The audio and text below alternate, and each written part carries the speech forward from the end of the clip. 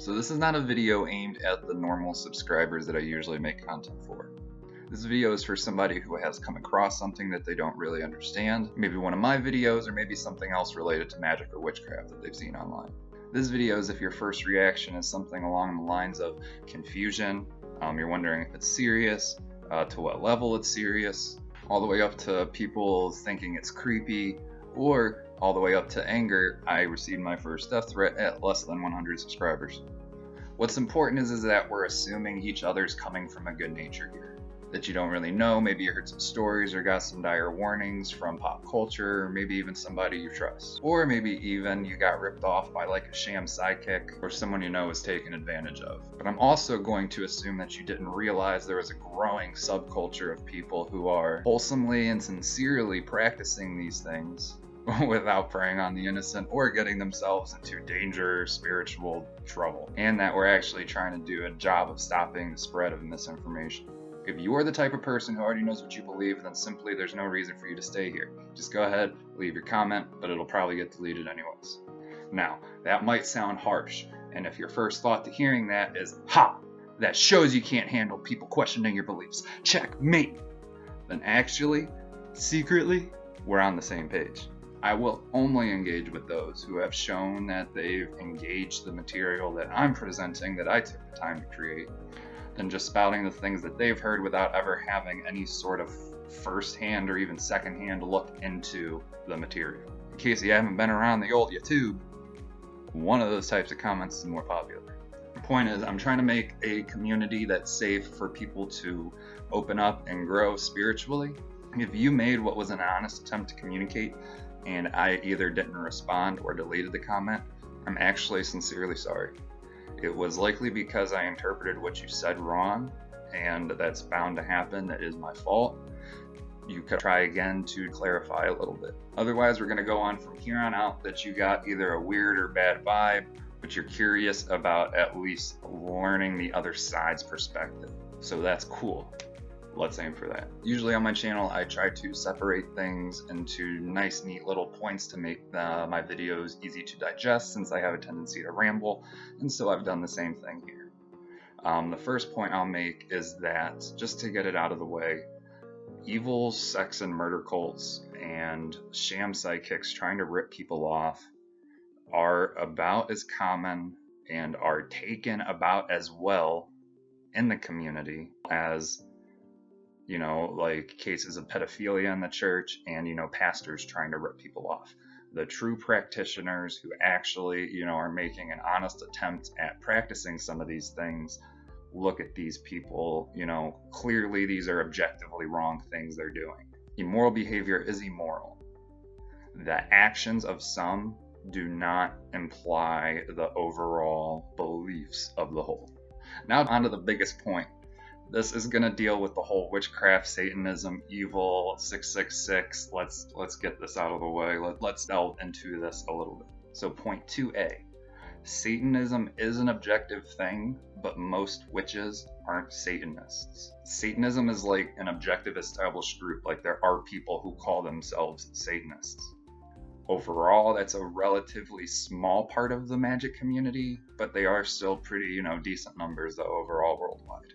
A lot of people, they throw around terms like demonic and satanic with any mention of the word witchcraft. And like I said, some are, but definitely most aren't. Further, if you are arrogant enough to believe things like people are just being misled because they don't understand the forces they're messing with, and that's how Satan convinces you by making you think he's not there. Obviously, not a lot I'm going to be able to say is going to be able to convince you in that situation. All I can recommend is that you don't ask me. You ask God, not your book, not your pastor. You ask the Almighty that you have a relationship with. Does God manifest in nature? Is it possible to form a spiritual relationship with God in that aspect? Is it possible for people to form different relationships with God that look different on the outside? Or is God only limited to the way that you see and what you believe? Now, I'm not sure what religion you're coming from. I come from a primarily Christian culture, and I know that some of the other major world religions do look down upon witchcraft. I personally believe in God. Christ is my Savior, and I feel the presence of the Holy Spirit. I've reconciled the, witchcraft common belief. I'm not ignorant to the common belief, and that's why I'm making a video about it, but I've reconciled it within myself by my relationship with God. Anyways, getting a little off track there. Point 2b. While Satanism is a thing, and most witches aren't Satanists, Satanism is still not bad. Further, most Satanists don't actually worship a being and are atheist. They just use Satan as a metaphor for humanity. While you certainly don't have to agree with their beliefs, you may not be atheists, and you may think it's a little over the top to use the word Satan in that case. They do have outlined a pretty good moral code, which is actually pretty notable among the magic and witchcraft community. For one, it includes a rule about unwanted sexual advances, which most major religions tend to leave out. Instead, Satanism focuses on how we can improve our life, improve our understanding, and impact the world in a way we want to without the need for belief in a higher power. Yet still tap into the deep energies and mysteries of the universe and of spirituality. Going one step further down the stairs, while most witches aren't Satanists and most Satanists are atheists, there are some Satanists which do believe in a higher being. The term for people in this group is usually Luciferian, and what they believe is that Lucifer, which actually does historically, kind of literally mean bringer of light, is the being that brings light to humanity.